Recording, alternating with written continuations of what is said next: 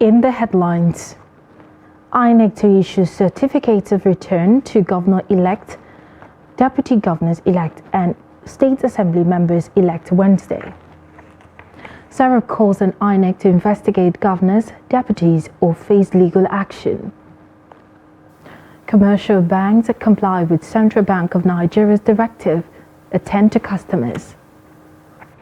On the foreign scene, U.S. President Joe Biden declares emergency for Mississippi's storm recovery.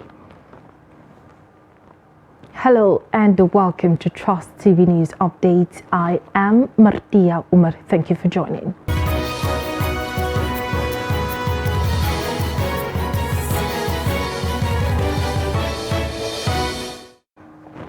And now the news in detail. The Independent National Electoral Commission, INEC, says it will issue certificates of return to newly elected governors, deputy governors-elect and state assembly members-elect from Wednesday to Friday.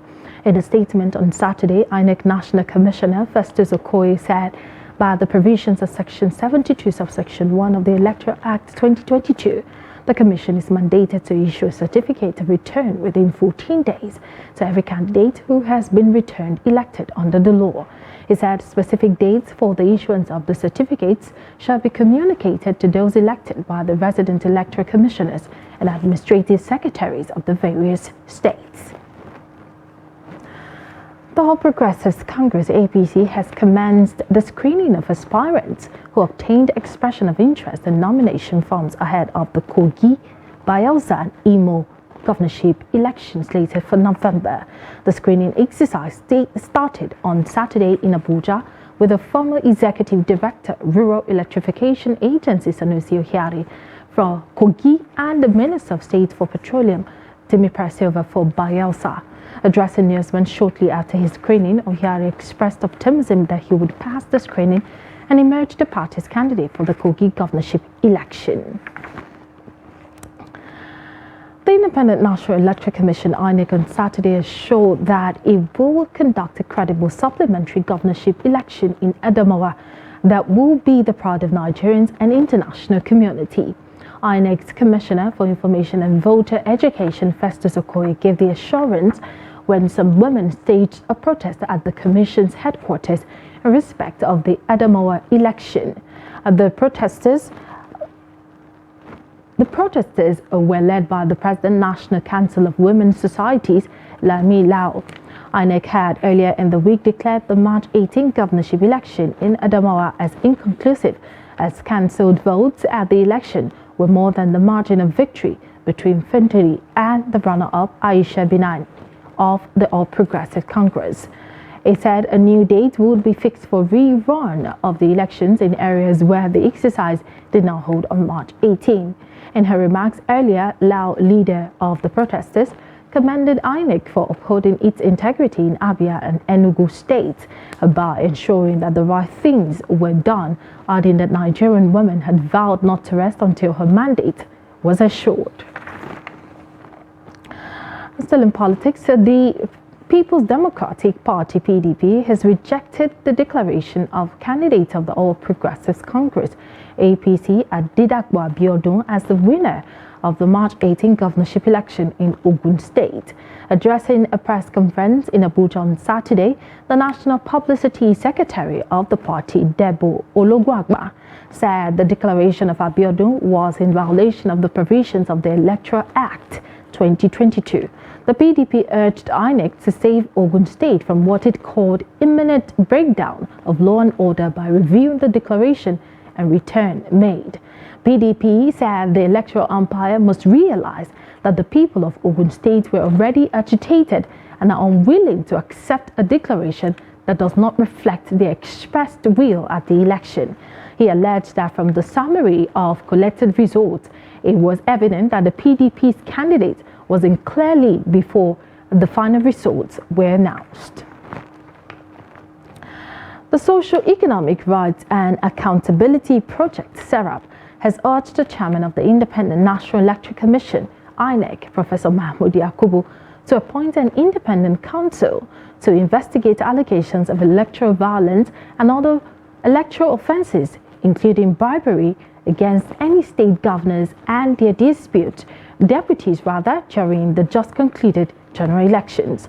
Sarab also urged him to promptly and effectively investigate reports of electoral violence and other electoral offences committed during the general elections and to identify suspected perpetrators and their sponsors and ensure their effective prosecution, regardless of their political status or affiliations.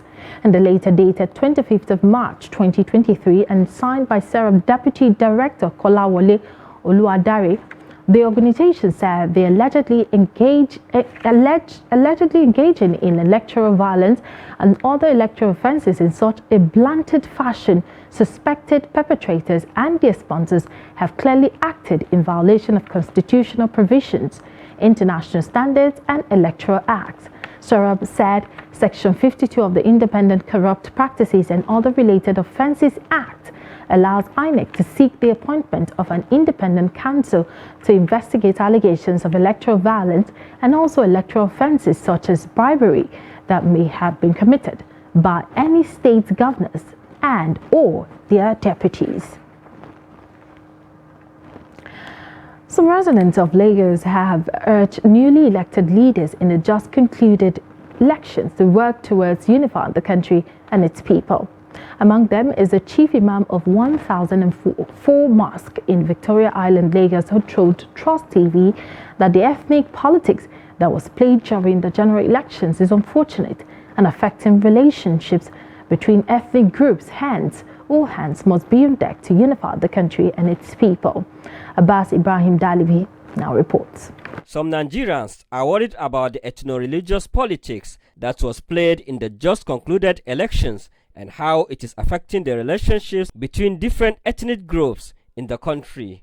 Sheikh Ibrahim Suleiman, the chief imam 1004, lamented the situation, urged those in power to ensure that such differences are resolved to enable Nigerians to continue to live in harmony with one another. Parties has come in the name of religion, in the name of tribalism. They come out with unexpected, thinking that make us to think otherwise. What we are expecting from the governor is to bring close to the Ummah, to relate to all the Ummah, so that we already know that he's doing that, but this time around it should be different, because he know that the throne is almost falling. Also, Abdul Hadi Sani, the special assistant to the Ogun State Governor on inter-ethnic affairs, said the high level of disunity among Nigerians was seen during the elections, adding that there is need for warring parties to shift their sort of ethnicity. We have disunity, a whole lot of issues. So every leader that's been elected, I'm very sure is quite aware of all these issues, and we have to swift into action immediately to remedy this situation. And I'm quite happy all the leaders that have received a certificate.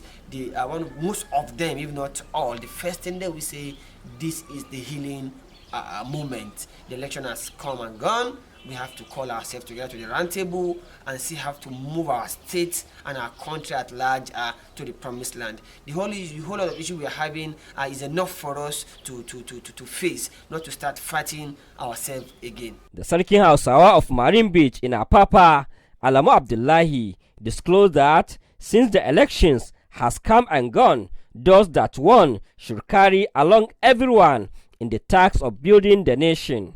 He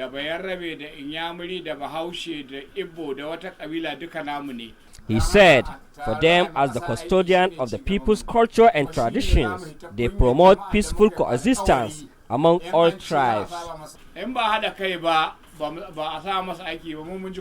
Abbas Ibrahim Alibi, Trust TV, Lagos.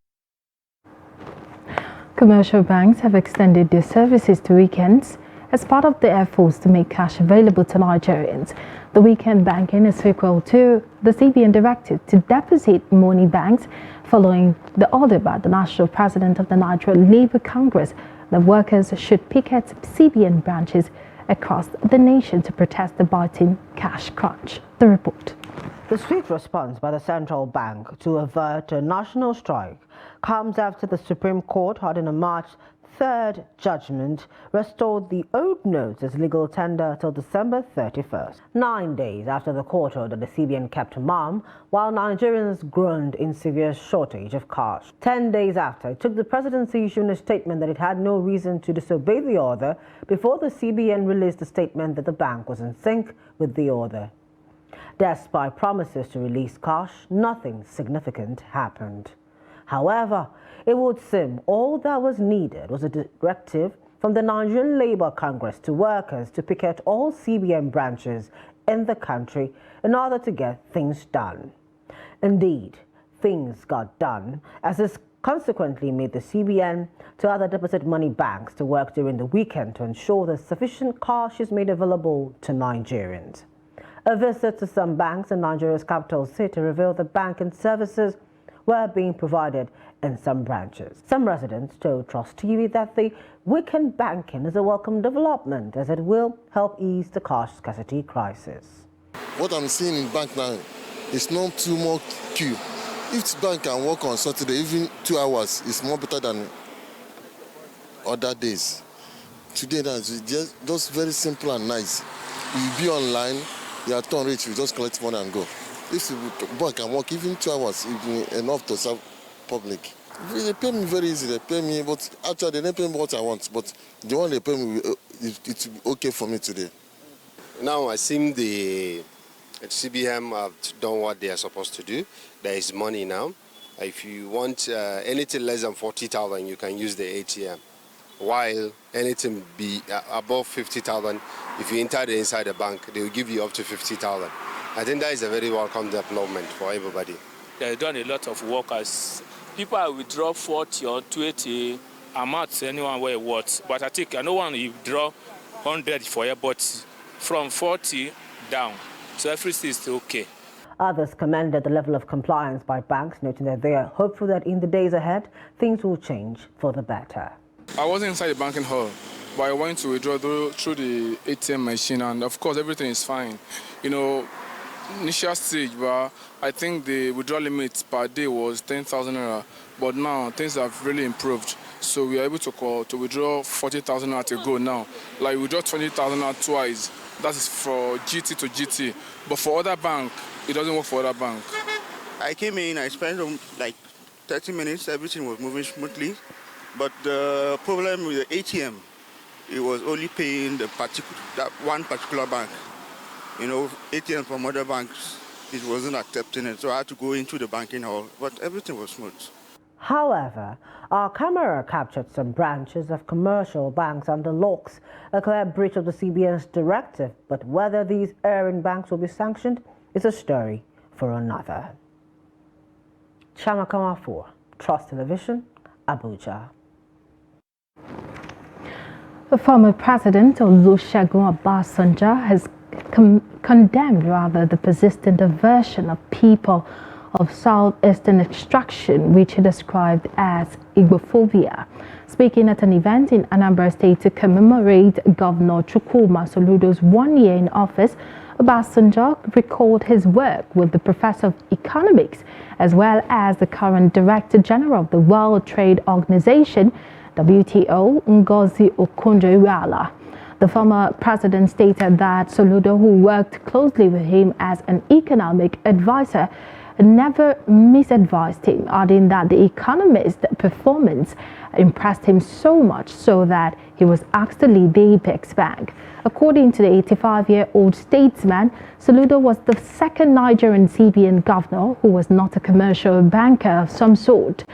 Among the dignitaries were the former governor of Anambra State and presidential candidate of the Labour Party in the February 2015 election, Peter Obi, first civilian governor of the state, Chukwuemeka Ezeife, Emmanuel Iwuanyanwu, who was chairman of the occasion, and leaders of various political parties in the country, including the national chairman of the ruling All Progressives Grand Alliance, APGA, in the state, Victor Oye. You're still watching Trust TV News Update, still to come. We'll take a look at how farmers struggle amidst naira scarcity. Details of the story and more after the break. Stay with us.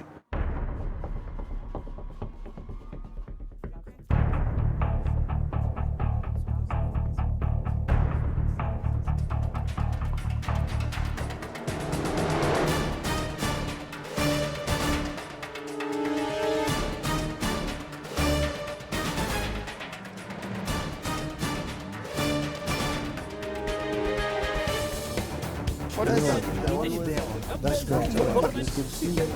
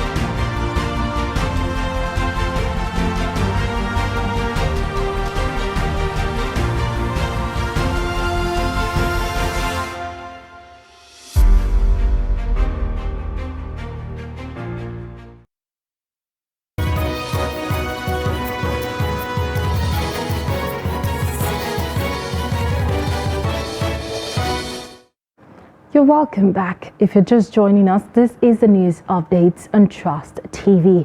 A recap of our top stories.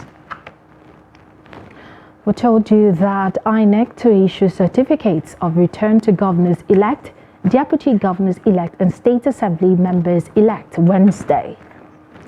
And the Serap calls on INEC to investigate governors, deputies or face legal action. Moving on to other stories, stakeholders and elders of Gashol 1 constituency in Taraba State have urged Governor Darius Ishaku to respect the order of a Jalingo High Court restraining the government from creating a new chiefdom from the present Gashol. Addressing the news conference in Jalingo on Saturday, spokesman of the forum, Haman Tokorakau, explained that they were out to put their records straight on issues surrounding the creation of Kwararafa chiefdom. Kau explained that this is against the fact that the creation of the new chiefdom from Gaso has improper and had no basis. The order was made pending the determination of the motion and notice.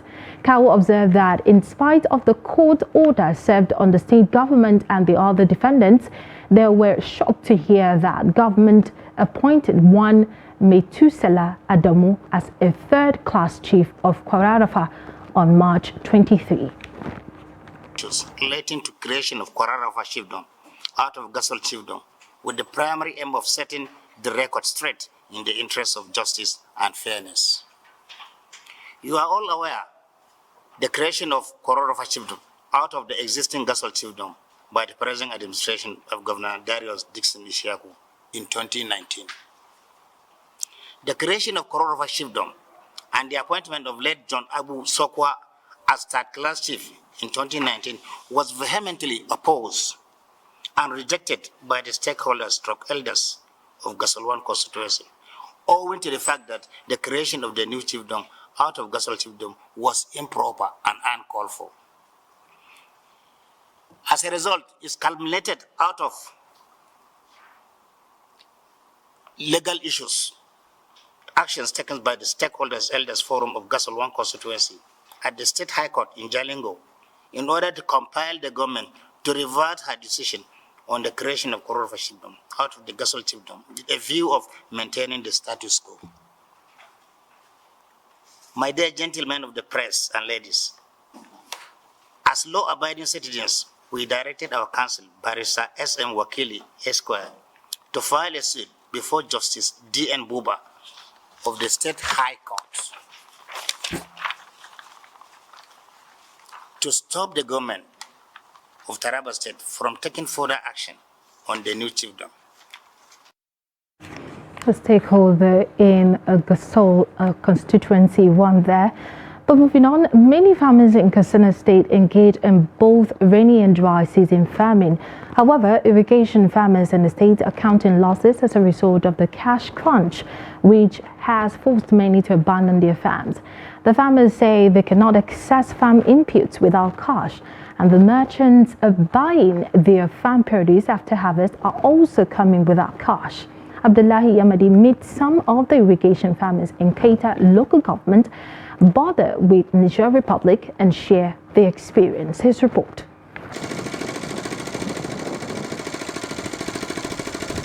Irrigation here is done using tube wells to water farm produce, mostly onions, cabbage, pepper, garden egg, maize, and even Irish potatoes, among many others. However, the challenges these farmers are facing is unavailability of cash to buy inputs, pay laborers, fuel power generating sets to pump water to their farm produce as at when due. This, among many other factors, has forced many out of the business and directly affected the yield of those who remain in it. They say, before the cash crunch, there were over 1.5 million people engaged in various irrigation clusters in Keita local government alone. But now, one could hardly get 200,000 people in the business. You see, irrigation farming requires cash to run it. Okay, look at it from this perspective.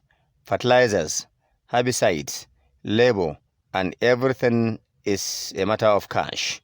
This cash crunch has dwarfed every part of this business, and we are running at loss. I had to downsize the number of laborers working on my farm because they always request for cash after work, and I can't access it. You can't ask a laborer to open a bank account before you pay him. Please, we want the government to intervene with immediate effect to save this sector from total collapse. Don't forget, the contribution of irrigation in ensuring food security cannot be quantified. We also need support from the government. These farmers said at a point they had to resort to trade by barter to avoid losing their farm produce, which are mostly perishable goods. Most of the merchants who patronize their goods from Wari, Lagos, Ibadan, Benin, and Abuja had abandoned the business due to non-availability of cash.